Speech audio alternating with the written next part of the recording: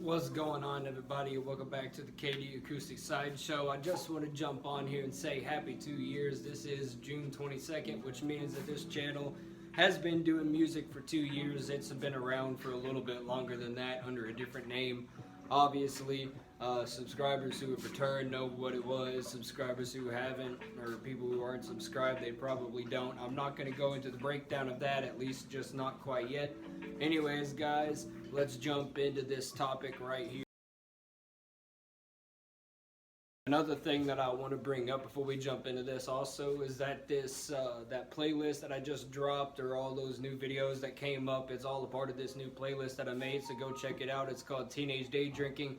It's all audio, none of, me actually sitting and playing in front of the camera and everything. So yeah, that's for you all, and yeah, let's get started now. So yes, as you can tell by the title, this one right here is about beards and everything. Yeah, I know, say what you want, cringeworthy, whatever. But no, mainly the reason I'm actually making this video is because, believe it or not, there is a lot of people in public who ask about it. Even though there's tons of videos, tons of people who are actually growing them and stuff, everybody's like, how did you get that? Or how fast does it grow? Or this, that, and the other, and anything. So I might as well, go ahead and throw a video of my own up on here just for the hell of it. By the way, this is going to be the last Sideshow before it goes under a new name. And the first one that's going to be brought up is with my brother. We're still debating on whether we're going to do it as a live stream or as a regular, uploaded video. But yeah, anyways, moving forward, yes, this one right here is about beards. It's basically going to be some tips, on maintaining one, not necessarily how to grow one, and then, other tidbits and factors that I've put up in there, and also some myths, because, yeah, there is a lot of misconceptions, I guess, about this. But yeah, jumping into everything, though, there is one big myth that we're going to break down, I guess, a little bit, and that is that toilet beard thing without, well, shit. Yeah, that was a thing back a couple years ago and all of that, and also kind of talk about, like, things that I've realized about the growing journey and all that hoopla. So starting off on pretty much just how long I've been growing the beard and everything like that. I've been growing it off and on since high school, and I say off and on, but I started growing it my sophomore year. I was like 15, and then onward out through my senior year whenever I finally actually whacked every single bit of it off, and that was right before I graduated. And it wasn't really that long. It was probably, I don't know, up to like right here and everything, which was the longest that I grew it in high school. And I would trim it off and wear a short beard for a little bit, then I'd grow it out and all that. This is actually probably the second longest one that I've had. The first longest, I think it's like down to here, or it was like down here, so like maybe another inch downward. Actually, it's probably about close, because the last time that I took it off, I kind of trimmed it up and everything. But as far as this goes, this is probably about running on maybe about a year of growth from the last trim, because I trimmed it down to probably about what a month would look like and everything. So yeah, how fast does it go? How fast does it grow? Well, that depends on everybody. Of course, mine, there's a lot of people who say, oh, it grows so fast, but in my opinion, it grows slow as shit. Either that or my patience isn't there and everything. But yeah, there's no miracle thing that you can rub on your face. It's not like I put Miracle Grow on my face or freaking mixed in with my fucking Cheerios in the morning and then bam, woke up and there was the beard. Though a lot of people think that's the case with me, on the other hand. Anyways, moving on, now we're gonna go in for tips to really maintaining it, and I guess this is also gonna turn into like how to grow one in a way, though it's not really how to grow one.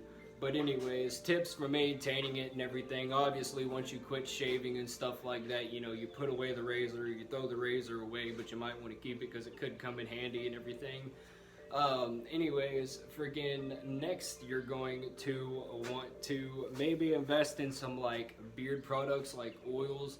Starting out, definitely oils and stuff, because obviously, one, it's going to help keep that sucker soft, and it's also going to help maintain the skin underneath of it. Now, when you start growing the beard, obviously it comes out of like the little follicle port thing that you have in your head, and it comes off, but from where you've been shaving and stuff, it's kind of like at a jag edge. So like take this as your flat edge while your beard hair is kind of growing in like that, okay?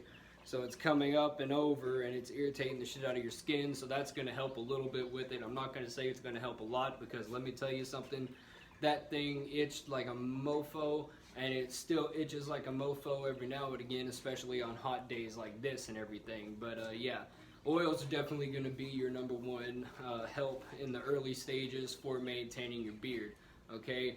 Another thing is going to be, you know, discovering where your cheek lines are and your neckline. If you're going to keep it short, you want to worry with your neckline and your cheek line. If you're going to grow it long, you could worry about your neckline for a little bit, but it's probably not going to be a concern once it starts pulling over and coming out long, kind of like mine and everything, right? So like basically me moving up in front of the camera, this right here, I've kind of been doing it myself for a little bit ever since I went to one of the haircutting places around here, told them I kind of wanted my lines done, and then they ended up going down where like this side dipped in a little bit further and this side was like up to here still, and it made no sense to me, so I was like, screw it, chopped it all off, and then I started learning myself, which as somebody who draws and somebody who has actually like practiced on themselves tattoo wise, I have a fairly steady hand, so you know that helps out in the long run, even though sometimes this side looks flatter than this side and da-da-da-da-da. I don't know.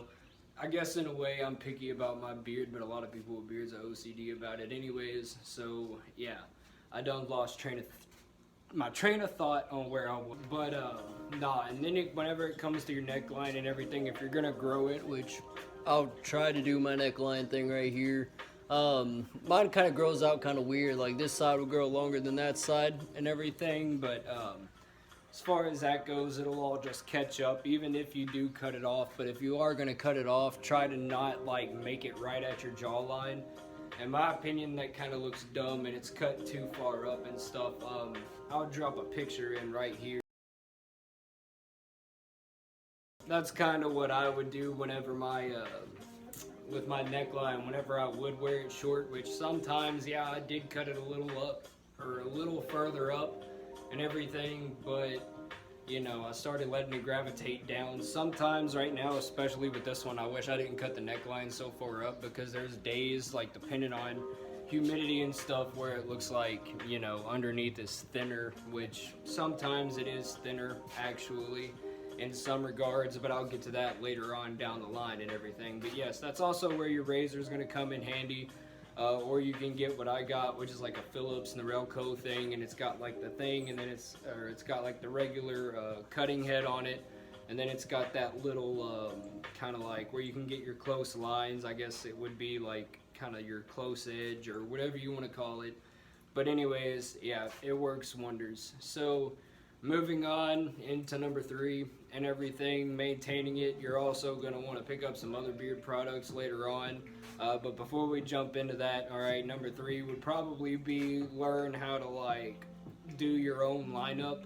Now you can go to the barber and do this, but you know, you want to make damn specific that you say, hey, I want a lineup and not a trim, because if you say you want a trim, they're probably going to take it down to where it's like a skin tight fade or whatever, and say you didn't want that. Well, you just screwed yourself. But hey, you know, hair grows back in the end, so all's well that ends well if you do kind of look at it through that regard. But you know, regardless of that fact, now moving into what would be number 4, and that's to get more beard products and everything, right? So the beard products, the other beard products that you can get are balms, butters, and then you can get like mustache wax and stuff like that. I think they even make like this beard wax, which I think is just like an extra strength balm in a way. So if you got more frilly hairs and more wild hairs, you can use that and it'll help keep them down and stuff. Like before I started recording this video, I went and I took a shower and everything and freaking used balm and stuff, and it kind of looks decent right now. But where if I wouldn't have used it, I would have had like curls coming off of this side, where this side kind of just lays flat and everything, which it's about time for my freaking monthly self-trim anyways. Not in that aspect, that sounded completely fucking, no, especially on humid days and stuff, the balms and the butters are probably going to be your go-to. Of course, they probably should be your go-to more often in the summertime because it's just more humid and stuff. where the oils, it's gonna like crumple up your beard and make it look, shorter than what it is, or whatever. You can use the balms and stuff, it'll stay sleek and lay like it would almost naturally, though it is kind of like a holding or styling type thing, though it does play a factor in keeping the hair on the face safe, just like the oil will play a factor on the healthy skin and stuff. Healthy skin, healthy beard, but you also want to use products accordingly, and especially depending on how your beard is. Like if you got or your skin is too, like if you got naturally oily skin, you may not want to use oils as much as you would balms or butters. If you got, sort of kind of dryish skin and everything, or if your skin actually gets a little bit more dry due to the beard, you would want to use oils a little bit more, but that depends, because I have noticed that whenever I was not switching up my oils and everything, because you do want to switch up oils and the brands or the scents and stuff like that of the products, just because they have other ingredients in them that you can get used to and such like that. Back on the whole switching up thing, I did realize that it made my beard kind of somewhat look thin and everything, so I always try to keep 2 different scents, not necessarily 2 different brands, but 2 different scents on deck, just because of the oil difference, right? But no, anyways, like I said, it just depends on you. Once you learn your face and everything, and especially with the more length that you do get on a beard and everything like that, like you're going to realize which products are more beneficial and which products are actually doing more harm to the hair as it goes. But that's about it. And then finally, moving on to number 5 is literally just let it grow. You'll hear that on a million videos that you watch of this, as my phone likes to do the 10% thing, which it's almost time to put it on charge anyways. But yeah, anyways, just let it grow. Time is a virtue. You're gonna have to have a lot of patience with it and everything. You're gonna have awkward phases where one side looks like it's lopsided, phases where you think one side is thinner than the other. You're gonna have your doubts and everything. You're gonna want to shave it off and all that. Just keep trucking through it. Trust me, patience is a virtue whenever it does come to this, just like it is in a lot of things whenever it comes to everyday life and all that jazz. So yeah, with all that being said, let's move on to the next little tidbit. Alright, so this last little bit I want to go over is kind of like debunking some beard myths and everything like that. No, this ain't gonna be like some 10-minute long extension of what it is. I'm actually gonna try to stay very brief on this, because I'm kind of exceeded where I wanted to be on this one in particular and everything. But no, so like myths about the beard and everything. This first one I want to bring up is about kind of like the summertime and all that, where everybody's like, oh man, doesn't it get hot as hell under there? And then a lot of people are like, oh yeah man, I shaved my beard because it's been getting hot as hell and stuff like that. To be quite honest with you, in my opinion, yes, it does get hot under here, but it's not like extremely freaking like you just want to rip all the hair follicles off your face hot and everything. You still get pretty good airflow or a pretty good breeze underneath the beard every now and again, it depending on where you're at, either in a building or outside and stuff. But it's not necessarily to the point where you're going to start getting like rashes or anything like that underneath. If so, and all that, if you start getting more like hardened dead skin and stuff, just start throwing in more oils and everything, because the hot air, even though yes it's making your skin oily, it's also stripping the oils out of your skin. Underneath the beard you have that layer over your skin where yes it will trap some of the oils, like natural oils and stuff in, but they're also going to release just a little bit quicker. I mean, they're stripping off with sweat and da-da-da-da-da and everything. So yeah, is it hot in the summertime? No, it's not. Moving on to number 2, which correlates into the wintertime. Does it keep your face warm? Not fully. Okay, to a very small extent does it actually keep your face warm and everything. Okay, I go deer hunting and all that, alright, right around gun season. So for us in my state it would be November. Friggin' my face still freezes underneath of this thing. It is not like a thermo shield where you're not going to get cold and all that. So like the people who grow it in No Shave November, oh yeah, or they're seasonal growers and stuff like that, it's not necessarily to keep your face warm or anything like that. As a matter of fact, it's more likely a windshield, because going into the winter times and stuff, just like the springtime, it's a little bit more windy, so it kind of helps your face keep protected from wind burn or like, you know, maybe protect you just a little bit from frostbite if you're looking at the cold standard. But yeah, other than that, no, it doesn't keep your face much warmer in the wintertime at all. Okay, moving on to number 3, which is probably going to be the final one, because that is really the only one that I can necessarily freaking think of that was the most dumb one, and that is the whole fecal matter in the beard thing. Now, yes, there could possibly be traces of fecal matter in the beard depending on if you wash your hands after you go to the bathroom, or whatever you've been touching, or whatever you've been involved with, you know, whether you're a dog scooper or freaking circus person with the beard and all that, you know, you could get traces of fecal matter in there. But other than that, no, beard isn't, your beard or any facial hair for that matter is not freaking backed up fecal matter where, you know, from constipation or whatever the hell you want to call it. It's literally not shit growing out of your face. The New York Post or whoever the hell posted that was really dumb in their explanation of, or whatever the hell it was that they were trying to piece together. So, yeah. Other than that, guys, that pretty much wraps that up, and that pretty much wraps the video up. So, fuck, I forgot where to go from here. Anyways, guys, that's it for me. Thank you all for watching, and once again, happy 2 years up here on this channel, KD Acoustics.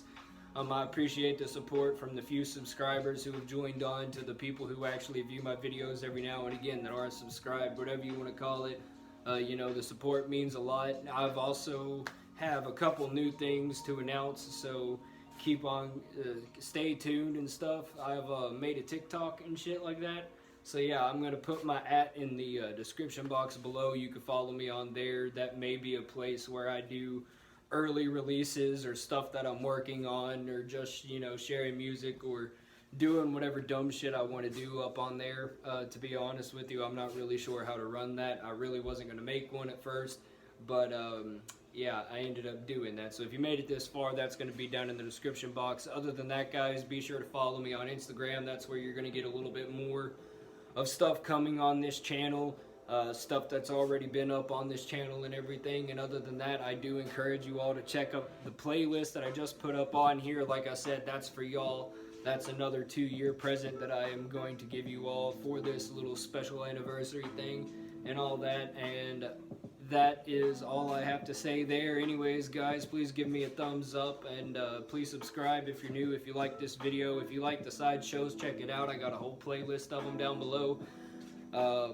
And also check out all the other playlists as well as the music on this channel. I do encourage each and every one of you to check that out, because you might like it. Right now I'm kind of into rock swing, so I'm writing rock music. Here for too long I'll probably be back in a country swing. It just depends. I'll make a video on all that later on. But yeah, other than that, guys, my Instagram's down in the description box below too, and I'll see you all in the next one.